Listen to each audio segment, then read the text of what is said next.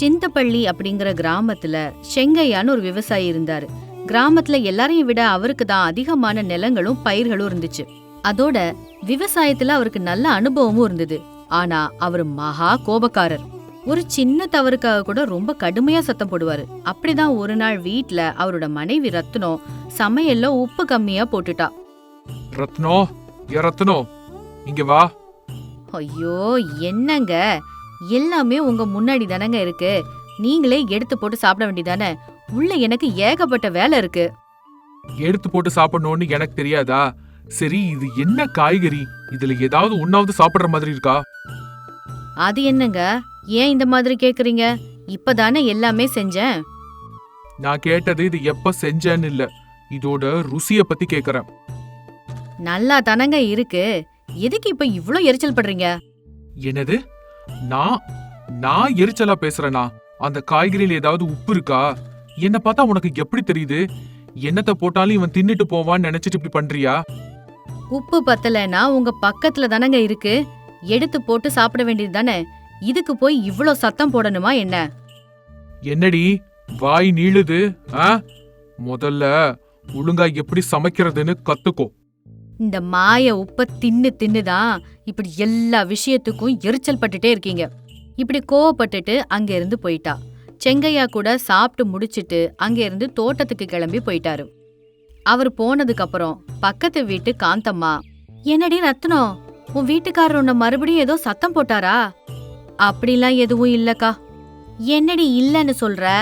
ஓடு பொளக்கிற அளவுக்கு சத்தம் கேட்டுச்சே. பரவாயில்ல சொல்லு, உங்க 2 பேருக்கும் நடுவுல ஏதாவது சண்டையா என்ன? அதெல்லாம் எதுவும் இல்லக்கா, நாங்க நல்லா தான் இருக்கோம். அப்புறம் எதுக்குடி இந்த சத்தம்? அவரோட கறியில உப்பு குறைஞ்சிடுச்சாங்கா, அதுக்கு தான். அடேங்க அப்பா, உப்பு குறைஞ்சதுக்கு தான் இவ்ளோ பெரிய கூச்சலா? இப்படி இருந்தா எப்படி புள்ள? நீ எதுக்கு இப்படி அமைதியாவே இருக்க? அவர் இவ்ளோ கூச்சல் போடும்போது வேற என்ன பண்றதுக்கா? 2 பேர்ல யாராவது ஒருத்தர் விட்டு கொடுக்கணும்ல. இப்படி மென்மையா இருந்தாலாம் வேலைக்கு ஆகாது. புருஷனெல்லாம் வைக்கிற இடத்துல தான் வைக்கணும். இப்படி இவங்க 2 பேரும் இங்க பேசிட்டு இருக்காங்க. இன்னொரு பக்கம் செங்கையா வயலுக்கு போறாரு. அங்க ஒரு ஆடு அவரோட வயல்ல புல் மேய்ஞ்சிட்டு இருக்கிறத பாக்குறாரு. உடனே அவருக்கு பயங்கரமா கோவம் பொத்துக்கிட்டு வருது. இந்த ஆட்டு கூட்டம் மறுபடியும் இங்க வந்துருச்சா? இந்த புஜையா கிட்ட எத்தனை தடவை சொன்னாலும் என் பேச்ச அவன் கேட்கவே மாட்டேங்கிறான். புஜையா, டே புஜையா, இங்க வாடா. என்னப்பா செங்கையா, என்ன ஆச்சு? எதுக்கு இவ்ளோ சத்தம் போடுற? சத்தம் போடாம வேற என்ன செய்ய சொல்ற? உன் ஆடுங்களை கட்டி போடுன்னு உனக்கு எத்தனை தடவை சொல்லணும்? அதுங்க என் வயலுக்குள்ள வருது, அதனால உள்ள விடாதேன்னு உன்கிட்ட சொன்னா இல்லையா? ஐயையோ, மறுபடியும் வந்துருச்சா? மன்னிச்சிடுப்பா, நான் இதுங்க எல்லாத்தையும் கட்டி தான்ப்பா வச்சிருந்தேன். இதுங்க எப்படியோ கைத்த அவுத்துட்டு வந்துருச்சுங்க. உனக்கு என்னப்பா இதுல அவ்வளோ அலட்சியம்? டேய் செங்கையா, நீயும் நானும் சின்ன பிள்ளையிலேருந்தே நண்பர்கள் தானே. ஒரு சின்ன செடியா ஆடு மேய்ஞ்சிருச்சு, அவ்வளோதானே. இதுக்கு போய் என் மேல நீ இவ்ளோ கோவப்படுற? உங்க எல்லாருக்கும் நான் கூப்பாடு போட்டு கத்துற மாதிரி தானே இருக்கும். மரியாதையா உன் ஆட்டை இங்க இருந்து கூட்டிட்டு போ. இப்படி சொல்லவும் புஜ்ஜையா ரொம்ப வருத்தத்தோட அங்கிருந்து போறான். இந்த விஷயம் ஊர் முழுக்க பரவுச்சு. ரத்னத்துக்கு கூட இந்த விஷயம் தெரிய வந்துச்சு. அதனால செங்கையா வீட்டுக்கு வந்ததும், உங்களுக்கு கொஞ்சம் கூட அறிவே இல்லையாங்க? ஏய் என்னடி, யார பார்த்து அறிவில்லையான்னு கேக்குற? உங்களை தான் கேக்குறேன். இன்னைக்கு வயல்ல நீங்க என்ன பண்ணீங்க? பாவம், அந்த புஜ்ஜையாவை எதுக்கு திட்டினீங்க? அவன் ஆடு என் வயல்ல வந்து மேய்ஞ்சதுன்னா என்ன செய்யணும்? தூக்கி வச்சு கொஞ்சணுமா? அதுக்கு என்ன பண்ணுவீங்க? புஜ்ஜையாவை திட்டுவீங்களா? உங்களுக்கு தான் நஷ்டம். இப்படி கோவப்பட்டு நீங்களே எதிரிகளை உருவாக்குறீங்க. நானா போய் யாரையும் எதிரியாக்கல. ஆனா என்ன குறைச்சலா மதிப்பிடுற யாரையும் நான் சும்மா விட மாட்டேன் சொல்லிட்டேன். சின்ன சின்ன விஷயத்த கூட எதுக்குங்க இவ்ளோ பெருசாக்குறீங்க? ஓஹோ, அந்த புஜ்ஜையாவை போய் பார்த்து இன்னைக்கு 2ல 1 முடிவு பண்ணிடுறேன். அப்படி சொல்லிட்டு அவர் வீட்டை விட்டு வெளியில வந்தாரு. அங்க புஜ்ஜையாவோட அம்மா வெங்கடம்மா வந்தா. செங்கையா, எதுக்கு இப்படி நீ அதிகமா பேசுற? உங்க பையன் என்ன பண்ணான்னு உங்களுக்கு தெரியுமா? தெரியும்யா, அவன் வந்த உடனேயே நடந்தது எல்லாம் சொல்லிட்டான். மரியாதையா எனக்கு நஷ்ட ஈடு கொடுங்க. சும்மா கிடைக்குதுன்னு நினைச்சிட்டு இருக்கீங்களா? அந்த செடிகளை வளர்க்கறதுக்கு எனக்கு எவ்வளவு செலவாச்சு தெரியுமா? செங்கையா, உனக்கு நாங்க என்னைக்காவது அநியாயம் பண்ணிருக்கோமாப்பா? இப்ப நீ பேசின இந்த வார்த்தைகளே எனக்கு மனசுக்கு ரொம்ப கஷ்டமா இருக்கு. இப்படி பேசிட்டு இருக்கும்போதே வீட்ல இருந்து புஜ்ஜையா வெளியில வந்தான். அம்மாவை கஷ்டப்படுத்தாத செங்கையா. உனக்கு ஏதாவது பேசணும்னா என்கிட்ட பேசு. என்னடா, உங்களுக்குலாம் என்ன பார்த்தா எப்படி தெரியுது? என்னோட நஷ்ட ஈட எனக்கு முதல்ல கொடு. நீ கேக்குற நஷ்ட ஈட நான் எப்படியாவது உனக்கு கொடுத்துடுறேன். ஆனா வார்த்தைகளால எங்களை இப்படி காயப்படுத்தாத செங்கையா. வாயை திறக்காத. செய்யறது எல்லாத்தையும் செஞ்சுட்டு இப்ப என்ன கெட்டவன்னு நிரூபிக்கலான்னு நினைச்சிட்டு இருக்கீங்களா? ஆ செங்கையா, அப்படிலாம் எதுவும் இல்ல. உனக்கு ஏதாவது பிரச்சனைனா பஞ்சாயத்துல பேசி தீர்த்துக்கலாம் வா. தயவு செஞ்சு இங்க சண்டை வேண்டாம். அப்படி கெஞ்சுறான். ஆனாலும் செங்கையா 4 பேருக்கு முன்னாடி புஜ்ஜையாவை திட்டிக்கிட்டே தான் இருந்தான். மறுநாள் காலையில அந்த கிராம பெரியவர் ராமு அவங்க 2 பேரையும் கூப்பிட்டு அனுப்புனாரு. சொல்லுங்கப்பா, உங்க 2 பேருக்கு நடுவுல அப்படி என்னதான் சண்டை? அது வந்து இப்படி நடந்த விஷயங்கள் எல்லாத்தையும் சொன்னான் புஜ்ஜையா. இது ரொம்ப ரொம்ப ஒரு சாதாரண விஷயம். இதுக்காக இவ்வளவு தூரம் வரணுமா? நான் கூட அதுதாங்க அவன்கிட்ட சொன்னேன். அதோட செங்கையா என்னோட சின்ன வயசு நண்பனும் கூட. 2 பேரையும் பார்த்தா நல்லவங்க மாதிரி தான் இருக்கீங்க. ஆனா கிழிச்சிட்டு போற காத்து மாதிரி 2 பேருக்கும் நடுவுல ஏதோ வார்த்தை போரே நடந்திருக்கும் போல இருக்குதே. எனக்கு அவன் கூட சண்டை போடுறதுக்கு விருப்பம் இல்லைங்க. ஆனா அவன்தான். இது நல்ல கதையா இருக்க. தப்பு செஞ்சது நீ, ஆனா அதுக்கான நஷ்டத்தை நான் அனுபவிக்கணுமா? செங்கையா, உண்மையிலேயே புஜ்ஜையாவோட ஆடுகள் உன்னோட வயல்ல மேய்ஞ்சதுனால உனக்கு ஏதாவது நஷ்டம் ஏற்பட்டிருந்தா மட்டும் சொல்லு. தேவையில்லாம வார்த்தைகளை விடாத. ஆடுங்க என்னோட வயல்ல மேய்ஞ்சதென்னவோ உண்மைதான். ஆனா பெருசா இல்லைங்க. மத்த ஆடுங்களும் வந்து இதே மாதிரி மேய்ஞ்சிடுமோன்னு எனக்கு ரொம்ப கோவம் வந்துருச்சு. எனக்கும் அது புரிஞ்சது செங்கையா. ஆனா நாங்க ரொம்ப ஏழைங்கப்பா. என்கிட்ட இருக்கிறதே 3 ஆடுங்க தான். அதெல்லாம் சரி, நீ சொன்ன மாதிரி உனக்கு ஏதாவது நஷ்டம் ஏற்பட்டிருந்தா அந்த நஷ்ட ஈட வாங்கிக்கோ. வீடு வாசல் மனுஷங்க மத்தியில இப்படி கோவப்பட்டா அது நிரந்தரமா மனுஷங்களை உன்கிட்ட இருந்து பிரிச்சிடும்.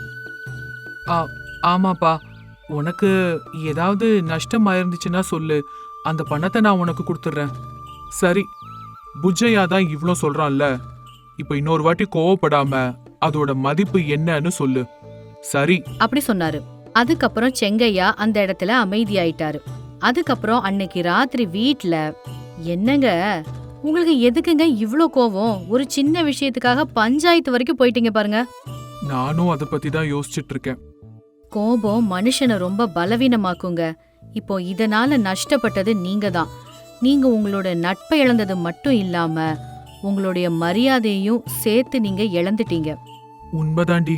பஞ்சாயத்துல நான் சொல்ல நினைச்சதை என்னால சொல்ல முடியாம நான் அங்க அதிகமா கத்திட்டேன். எனக்கு நானே ஒரு மதிப்பு இல்லாம நான் பண்ணிட்டேன். இதுக்கப்புறமாவது உங்களுக்கு இது புரிஞ்சா சந்தோஷம்தான். பக்கத்துல இருக்கிறவங்கள பத்தியும் கொஞ்சம் யோசிங்க. நீ சொல்றது கூட சரிதாம்மா. இனிமேலேந்து கோவத்தை குறைச்சிக்கிறதுக்கு நான் முயற்சி பண்றேன். கொஞ்சம் யோசிச்சு பாருங்க. உன்னை கூட நான் எவ்வளவோ தடவை கஷ்டப்படுத்தியிருக்கேன் ரத்னோ. என்னை மன்னிச்சிடு. அதெல்லாம் பரவாயில்லைங்க. இப்படி மன்னிப்பு கேட்கணும்லாம் அவசியம் இல்ல. மனசார நீங்க மாறிட்டீங்கன்னா அதுவே போதும். இப்படி சொல்றா. இதுக்கு அடுத்த நாள் காலையில செங்கையா புஜ்ஜையாவோட வீட்டுக்கு போனாரு. புஜ்ஜையா, ஓ புஜ்ஜையா, நீ வீட்ல இருக்கியா? நீ மறுபடியும் வந்துட்டியா? என் பையன்தான் உனக்கு தர வேண்டிய பணத்தை தரேன்னு சொல்லிட்டானே. தயவு செஞ்சு சண்டை போடாத, உனக்கு புண்ணியமா போகும். அத்தை, நான் சண்டை போடுறதுக்காகலாம் வரல. ஒரு தடவை புஜ்ஜையா இருந்தா கூப்பிடுங்க. என் பையனை எதுவும் சொல்லிடாதப்பா. நான் வேணா உன் காலை பிடிக்கிறேன். ஐயோ அத்தை, என்ன மன்னிச்சிடுங்க அத்தை. நான் தான் தேவையில்லாம உங்க பையனை ரொம்ப அதிகமா பேசிட்டேன். ஒரு தடவை அவனை வெளியில கூப்பிடுங்க. இப்படி அவர் சொன்னதும் கொஞ்ச நேரம் கழிச்சு புஜ்ஜையா வெளியில வந்தான். புஜ்ஜையா, என்ன மன்னிச்சிடுப்பா. என்னோட கோவத்தினால நானே நஷ்டம் ஏற்படுத்திக்கிட்டேன். என்னோட கோவத்தினால உன்ன மாதிரி ஒரு நல்ல நண்பனை நான் இழந்துட்டேன்னு இப்ப புரியுது. நிஜமாவே இதெல்லாம் நீதான் பேசுறியா செங்கையா? ஆமா, நான் உண்மையாதான்ப்பா சொல்றேன். நீ என்ன உண்மையான நண்பனாதான் பார்த்த. ஆனா என்னால உனக்கு நஷ்டம் வந்தப்போ கூட நீ அமைதியாவே இருந்துட்ட. உண்மையான நண்பன்னா அது நீதான்ப்பா. அதெல்லாம் ஒன்றும் பரவாயில்ல செங்கையா. நமக்குள்ள எவ்வளோ சண்டை சச்சரவுகள் வந்தாலும் நம்ம திரும்பவும் ஒன்னா சேர்ந்துட்டா அதுதான்ப்பா உண்மையான நட்பு. நீ என்ன மறுபடியும் உன்னோட நண்பனா ஏத்துக்குவேன்னு நான் நிஜமாவே இதை எதிர்பார்க்கல புஜ்ஜையா. நீ என்ன மன்னிச்சிடு. அதெல்லாம் ஒன்றும் பரவாயில்ல விடுடா. நீ கொஞ்சம் கோவத்தை மட்டும் குறைச்சிக்கிட்டேன்னா அது எவ்வளோ நல்லா இருக்கும் தெரியுமா? நான் கொஞ்சம் கொஞ்சமா மாறுறதுக்கு கண்டிப்பா முயற்சி பண்ணுவேன். சரி சரி, ரொம்ப நல்லது. அப்படி சொன்னான். அப்போதுல இருந்து அவங்க 2 பேரும் ஒற்றுமையா வாழ்ந்தாங்க. செங்கையாவும் கோவத்தை கொஞ்சம் கொஞ்சமா குறைச்சிக்கிட்டாரு. கோவம் நம்மளோட வார்த்தைகளை ஆவியாக்கி உறவுகளை சாம்பலா பொசுக்கிடும். ஆனா பொறுமை ஒரு மனுஷனை தெய்வமா மாத்தும். லங்கப்பள்ளிங்கிற கிராமத்துல ராமையான்னு ஒரு வசதியான விவசாயி இருந்தாரு. அவரு ரொம்ப நியாயஸ்தன். அவரோட மனைவி பேரு சீத்தம்மா. ரொம்ப அமைதியான இல்லத்தரசி. அவருக்கு முரளி அப்படின்னு ஒரு பையனும் இருக்கான். அவன் கிராம இளைஞர்கள் சபையோட தலைவன். அவனோட மனைவி பேரு லக்ஷ்மி. ரொம்ப ரொம்ப புத்திசாலி பொண்ணு. ராமையா அவரோட மனைவி சீத்தம்மா அப்புறம் மகன் மருமகளோட ரொம்ப சந்தோஷமா வாழ்ந்துட்டு இருந்தாரு. ஒரு நாள் சாயங்கால நேரம் ராமையா தன்னோட வீட்டு வராண்டால சீத்தம்மா, முரளி, லக்ஷ்மி எல்லாரோடவும் சேர்ந்து உட்கார்ந்து கிராமத்துல நடக்கிற திருட்டு சம்பவங்கள் பத்தி பேசிட்டு இருந்தாங்க. என்னடா முரளி, என்ன சங்கதி? எப்படி போயிட்டு இருக்கு உன்னோட வேலையெல்லாம்? எல்லாம் நல்லா போகுதுப்பா. ஆனா நேரம் தான் எனக்கு பத்த மாட்டேங்குது. வாழ்க்கைன்னா அப்படிதான்ப்பா இருக்கும். ஓடிக்கிட்டே தான் இருக்கணும். பரவாயில்ல, இன்னைக்காவது உனக்கு வீட்ல இருக்கிறதுக்கு நேரம் இருந்துச்சே, அதுவே போதும். எவ்வளோ வேலை இருந்தாலும் குடும்பத்துக்குன்னு கொஞ்சம் நேரத்தை ஒதுக்கணும். கண்டிப்பாப்பா.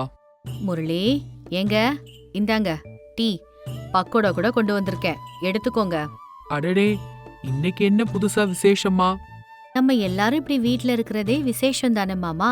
ரொம்ப நாள் ஆயிடுச்சுல நம்ம எல்லாரும் இப்படி ஒன்னா உட்கார்ந்து சாப்பிட்டு.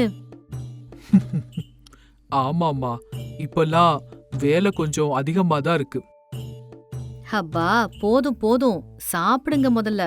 உனக்கு தெரியுமா சீத்தம்மா, நம்ம கிராமத்துல நாளுக்கு நாள் திருட்டு சம்பவங்கள் அதிகமாயிட்டே போகுது. நேத்து ராத்திரி சங்கரையா வீட்ல திருட்டு போயிருக்கு. போன வாரம் சுப்பையா வீட்ல தங்கம் காணாம போச்சு. எத்தனை நாளைக்கு இப்படியே போகுமோ? ஐயோ, அப்படியா? வீட்ல தூங்குறதுக்கு கூட இப்ப ரொம்ப பயமா தான் இருக்கு. அது சரி, இந்த காவலாளியா இருக்காரே பங்காரு, அவர் என்னதான் பண்ணிட்டு இருக்காரு? கிராமம் மொத்தமும் அவரை நம்பித்தானே இருக்கு. அம்மா, பங்காரு மாமாவுக்கு ரொம்ப வயசாயிடுச்சு. ராத்திரி முழுக்க கிராம வீதியில சுத்தி சுத்தி காவல் காக்குறது அவருக்கு ரொம்ப கஷ்டமா இருக்கும். அவருக்கு ஏதாவது உதவி கண்டிப்பா தேவைப்படும். கிராமத்துல இருக்கிற இளைஞர்கள் எல்லாத்தையும் சேர்த்து ஒரு குழுவா அமைக்கணும். சரியாதான் சொன்னப்பா, அந்த வேலையை நீ செய். எவ்வளோ நாளைக்கு தான் இப்படி பயந்துட்டே இருக்க முடியும் சொல்லு? இது சரிதாங்க, பங்காரு மாமாவுக்கு இது கண்டிப்பா உதவியா இருக்கும். நான் கூட கிராமத்து பெண்கள் எல்லாம் பார்த்து பேசி கொஞ்சம் ஜாகிரதையா இருங்கன்னு சொல்றேன். லக்ஷ்மி சொன்ன ஆலோசனை ரொம்ப நல்லா இருக்கு. முரளி, நீ இந்த பொறுப்பை எடுத்துக்கோ. கிராமத்து பெரியவங்க கிட்ட பேசி இன்னைக்கு ராத்திரியில இருந்தே நீ காவல் ஆரம்பி. சீதம்மா, நீ கூட வீட்ல பத்திரமா இருக்கணும். சொன்னது புரிஞ்சுதா? நல்லா புரிஞ்சுது. லக்ஷ்மி, முரளி, நீங்க 2 பேரும் கூட ஜாக்கிரதையா போயிட்டு வாங்க. அந்த திருடங்க யாருன்னு கண்டுபிடிச்சு இந்த கிராமத்தை காப்பாத்துங்க. இப்படி இவங்க பேசிக்கிட்டதுக்கு அப்புறமா லக்ஷ்மியும் முரளியும் கிராம இளைஞர்களையும் பெண்களையும் திரட்டுறதுக்காக புறப்பட்டு போறாங்க. ராமையாவும் சீத்தம்மாவும் வீட்டுக்குள்ள போயிடுறாங்க. இன்னொரு பக்கம் கிராமத்துக்கு வெளியில வீரையாவும் போலையாவும் உட்கார்ந்து அடுத்த திருட்டுக்கு திட்டம் போட்டுட்டு இருந்தாங்க. போலையா, இன்னைக்கு ராத்திரி நம்ம ராமையாவோட வீட்ல போய் திருடலாம். அவர் வீட்ல நிறைய நகை பணம் இருக்கும்.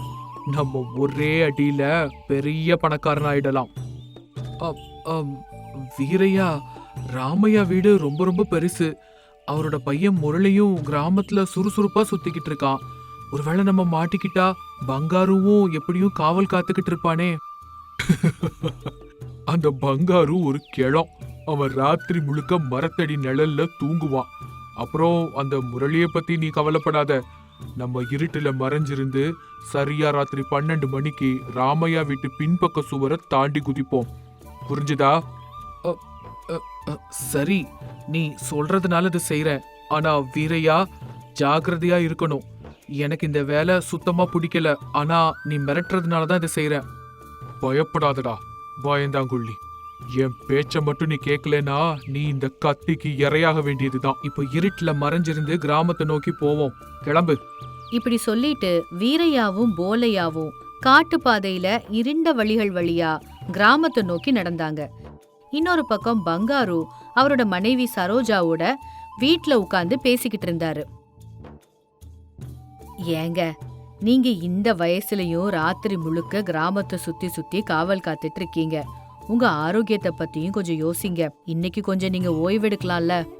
சரோஜா, இந்த கிராமம் என்ன நம்பி இருக்கு. எங்க தாத்தா காலத்துல இருந்தே நம்ம குடும்பம் இந்த பொறுப்பை செஞ்சுட்டு வருது. இப்ப திருட்டு சம்பவங்கள் ரொம்ப அதிகமா இருக்கு. நான் ஓய்வெடுத்தா கிராமத்து மக்கள் ரொம்ப பயப்படுவாங்கம்மா. நீங்க சொல்றது கூட சரிதான். ஆனா நீங்க தனியா எவ்ளோ காலம் காவல் காப்பீங்க? நம்ம ராமையாவோட பையன் முரளி இளைஞர்களை திரட்டிட்டு இருக்கிறதா கேள்விப்பட்டனே. அவன் உங்களுக்கு உதவி செய்வானா? ஆமாம்மா, முரளி ரொம்ப ரொம்ப நல்ல பையன். அவன் எனக்கு உதவி செய்வான்னு நான் நம்புறேன். இன்னைக்கு ராத்திரி நான் கிராம சந்தையில அவனை சந்திச்சு இத பத்தி பேசுறேன். நீ வீட்ல பத்திரமா இருமா. ஆ, நான் ஜாக்கிரதையா இருக்கிறது இருக்கட்டும். முதல்ல நீங்க ஜாக்கிரதையா போயிட்டு வாங்க. என்னவோ சொல்ற பேச்சு எதுவும் கேக்குறதில்ல. சரிம்மா, நான் போயிட்டு வந்துடுறேன். அப்படி சொல்லிட்டு பங்காரு ஒரு லாந்தர் விளக்கையும் தடியையும் எடுத்துட்டு அங்கேருந்து கிராம வீதிகளுக்கு நடந்து போறாரு. கிராமத்தோட சந்திப்புல இருந்த சின்ன கோவில்ல முரளியும் அவனோட நண்பர்களும் காவல் காத்துட்டு இருந்தாங்க. முரளி, நீ இந்த பொறுப்பை எடுத்துக்கிட்டது எனக்கு ரொம்ப பெரிய விஷயம்ப்பா. என்னோட சின்ன வயசுல நான் மட்டும் தனியா தான் இந்த கிராமத்தை சுத்தி சுத்தி காவல் காத்துட்டு இருந்தேன். இப்ப நீயும் உன்னோட நண்பர்களும் எனக்கு துணையா இருக்கீங்க. பங்காரு மாமா, நீங்க எத்தனையோ வருஷமா இந்த கிராமத்தை காப்பாத்திட்டு இருக்கீங்க. உங்க அனுபவம் எங்களுக்கு வழிகாட்டியா இருக்கட்டும். இன்னைக்கு ராத்திரி திருடங்க யாராவது கண்ணில் பட்டா கண்டிப்பா பிடிப்போம். என்ன சொல்றீங்க? அப்படியே செஞ்சிடலாம் முரளி. இன்னைக்கு ராத்திரி எப்படியாவது இந்த திருடங்களோட ரகசியம் வெளிவந்தே ஆகணும். சரிங்க மாமா. அப்ப அங்க இருந்த ஒரு இளைஞன் முரளி கிட்ட இப்படி சொன்னான். முரளி அண்ணா, ஒரு தடவை அங்க பாருங்க. உங்க வீட்டு பின்பக்கத்துல யாரோ நடமாடுற மாதிரி இருந்துச்சு. இருட்டுல யாரோ சுவர் பக்கத்துல நிக்கிற மாதிரி தெரிஞ்சது. என்னது? ராமையா வீட்டுல திருட போறாங்களா? என் கையினாலதான் அவனுங்க சாக போறானுங்க. மாமா, நாம இப்ப ரொம்ப ஜாக்கிரதையா இருக்கணும். நாம எல்லாரும் ஒன்னா சேர்ந்து போலாம். பங்காரு மாமா, நீங்க இந்த சந்தையிலேயே இருந்து தெருவோரத்தை பாத்துக்கிட்டே இருங்க. சந்தேகப்படுற மாதிரி ஏதாவது நடந்துச்சுன்னா இந்த விசில் அடிங்க. அப்படி சொல்லிட்டு முரளியும் இளைஞர்களும் ராமையாவோட வீட்டை நோக்கி வேகமா போனாங்க. இங்க பங்காரு சந்தில நின்னுட்டு சுத்திலும் உஷாரா பாத்துட்டு இருந்தாரு. இன்னொரு பக்கம் வீரையாவும் போலையாவும் சுவரை தாண்ட தயாரா நின்னுட்டு இருந்தாங்க. முரளியும் இளைஞர்களும் மரத்து நிழல்ல மறைஞ்சிருந்து அவங்க அசைவுகளை கவனிச்சாங்க. போலையா, சுவரை தாண்டி குதி. நான் பின்னாடியே வரேன். ஜாக்கிரதையா இரு. சத்தம் போடக்கூடாது.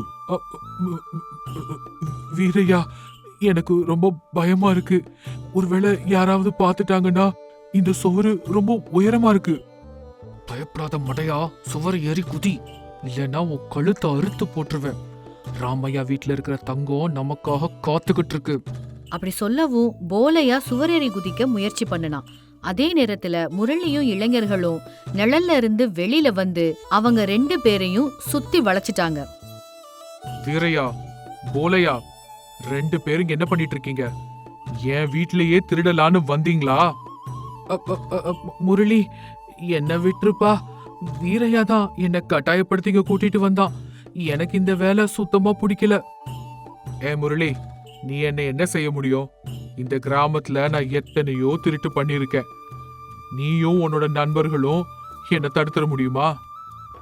வீரையா, உன் பருப்பு இனிமே இங்க வேகாது. நீ இந்த கிராமத்து மக்களை பயமுறுத்தி இருக்க. இனி நீயும் உன் கூட்டாளியும் மாமியார் வீட்டுக்கு கிளம்ப வேண்டியதுதான். அப்படி முரளி சொன்னதுதான் தாமதம். இளைஞர்கள் எல்லாரும் அவனோட கத்திய புடுங்கி அவங்க 2 பேரையும் கட்டி போட்டாங்க. முரளி பெருசா விசில் ஊதுனா. அந்த சத்தத்தை கேட்டு பங்காரு வேக வேகமா ராமையாவோட வீட்டை நோக்கி ஓடி வந்தாரு. மறுநாள் கிராமம் மொத்தமும் அங்க கூடியிருந்தாங்க. வீரையா, இந்த கிராமத்துல நீ எத்தனையோ திருட்டு வேலை செஞ்சிருக்க. நீயும் உன் கூட்டாளியும் இப்ப போலீஸ்ல ஒப்படைக்கப்படுவீங்க. இனிமே இந்த கிராமம் எதுக்கும் பயப்பட தேவை இருக்காது. ராமையா, என்ன மன்னிச்சிடுங்க. பேராசையால தான் இந்த பாவத்தை நான் செஞ்சேன். என் குடும்பத்துக்காக பணம் சம்பாதிக்கணும்னு இந்த தப்பான பாதைக்கு போயிட்டேன். இனிமே நான் நல்லவனா இருப்பேன். நான் வீரையா கட்டாயப்படுத்தினதுனாலதான் இந்த வேலையை செஞ்சேன். இல்லைன்னா இந்த வேலையை நான் கண்டிப்பா செஞ்சிருக்க மாட்டேன். என்னையும் மன்னிச்சிடுங்க. வீரையா, போலையா, நீங்க பண்ணின தப்புக்கு நீங்க தண்டனை அனுபவிச்சே ஆகணும். ஆனா ஜெயில இருந்து வெளியில வந்ததுக்கு அப்புறமா ஒரு நல்ல வாழ்க்கையை வாழணும்னு நாங்க விரும்புறோம். கிராமம் உங்களுக்கு இன்னொரு வாய்ப்பு கண்டிப்பா கொடுக்கும். என்னங்க, நீங்க எத்தனையோ வருஷமா இந்த கிராமத்தை காப்பாத்திருக்கீங்க. முரளியும் இளைஞர்களும் இன்னைக்கு உதவி பண்ணதுனால இன்னைக்கு கிராமம் பாதுகாப்பாயிடுச்சு. உங்களுக்கும் இந்த இளைஞர்களுக்கும் இந்த கிராமம் மொத்தமும் கடமைப்பட்டிருக்கு.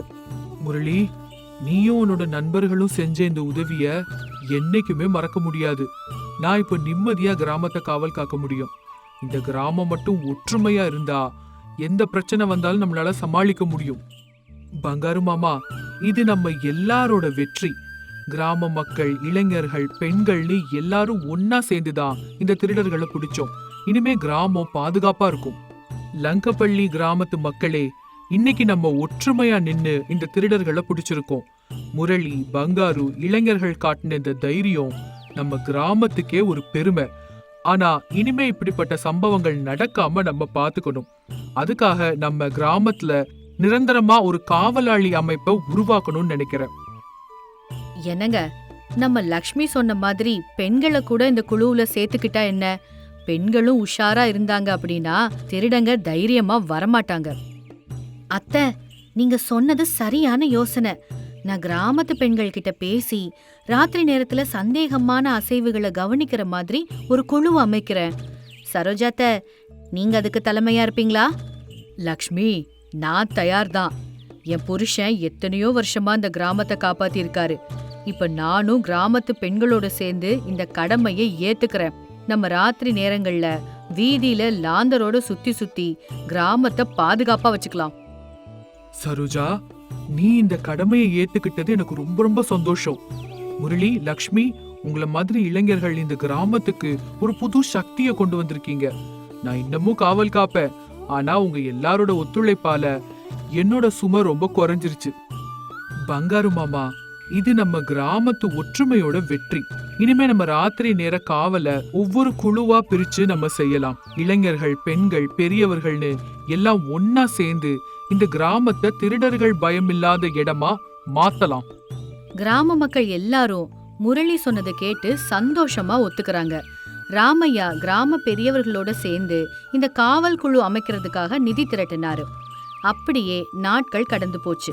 ஒரு நாள் ராமையாவோட வீட்ல, முரளி, லக்ஷ்மி, நீங்க 2 பேரும் செஞ்ச வேலையால கிராமம் இப்போ பாதுகாப்பா இருக்கு. இந்த ஒரு வாரத்துல ஒரு திருட்டு கூட நடக்கல. ஆமாங்க, சரோஜா லக்ஷ்மி தலைமையிலான பெண்கள் குழு கூட ரொம்ப சுறுசுறுப்பா வேலை செஞ்சிட்டு இருக்கு. இப்ப ராத்திரியில தூங்குறதுக்கு பயமே இல்ல. மாமா, அத்தை, இது நம்ம எல்லாரோட முயற்சிக்கும் கிடைச்ச பலன். பங்காரு மாமா இன்னமும் ராத்திரியில வீதிகள்ல சுத்திக்கிட்டு எங்களுக்கு ஊக்கம் அளிச்சிட்டு தான் இருக்காரு. அப்பா, நம்ம கிராமம் இப்போ ஒரு பலமான குடும்பம் மாதிரி ஆயிடுச்சு. இனிமே லங்கப்பள்ளிய யாராலையும் பயமுறுத்த முடியாது. உண்மைதான்டா. இப்படி ஒவ்வொரு கிராமமும் ஒரு குடும்பமா மாறிட்டா பங்காரு மாதிரி இருக்கிறவங்களுக்கு குறைஞ்சபட்சம் ஓய்வாவது கிடைக்கும். அதெல்லாம் எதுவும் பிரச்சனை இல்லப்பா. இனிமே எல்லாமே சரியாதான் நடக்கும். இப்படி எல்லாரும் சந்தோஷமா பேசி சிரிச்சிட்டு இருந்தாங்க. இந்த லங்கப்பள்ளி கிராமம் ஒற்றுமை, ஒத்துழைப்பு, தைரியம் இதால திருடர்கள் பயம் இல்லாம வாழ்ந்துச்சு.